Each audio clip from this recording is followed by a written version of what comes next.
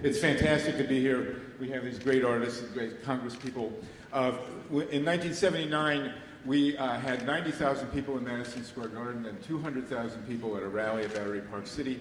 We're proud to say that Battery Park City is now the site of a solar housing development called Solaire. And today, how ironic, and today we have with us 120,000 signatures opposing these loan guarantees. The reality is that we started this when we read about these loan guarantees at the end of July. We started in August. Here we are 2 months, less than, now it's October. 120,000 people have signed on already. We have the nukefree.org website.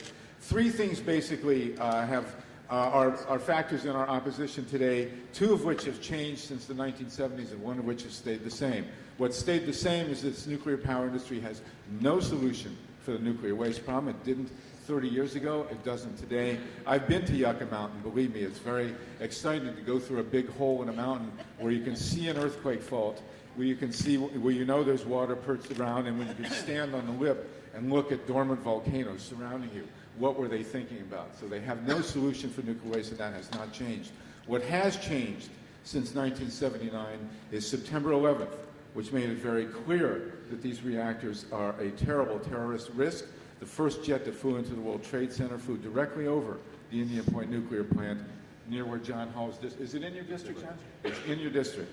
And the second thing that's changed is back then we were talking about a renewable energy industry that was nascent, that was just being born, that seemed like pie in the sky. Today, alternative energy is now the mainstream energy. All the renewable energy is cheaper, cleaner, safer, and more reliable and more available.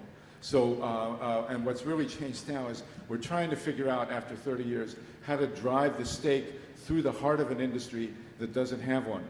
And we also, we have, and one of the things we're here to do today is to drive a stake through the myth that the environmental community has any significant support for nuclear power. We have a dozen. David, do you have the list? Yeah. I want to read very quickly the list of groups that we're going to have statements, brief statements from all these groups that are here to make it clear that the environmental community is opposed to these loan guarantees and opposed to nuclear power. The Environmental Working Group, the League of Conservation Voters, the Natural Resources Defense Council, Greenpeace USA, the Global Warming and Energy Project, Sierra Club, Beyond Nuclear, True Majority, Nuclear Information Resource Service, the PIRGs, Public Citizen, Union of Concerned Scientists, and other groups are also sending other petitions around.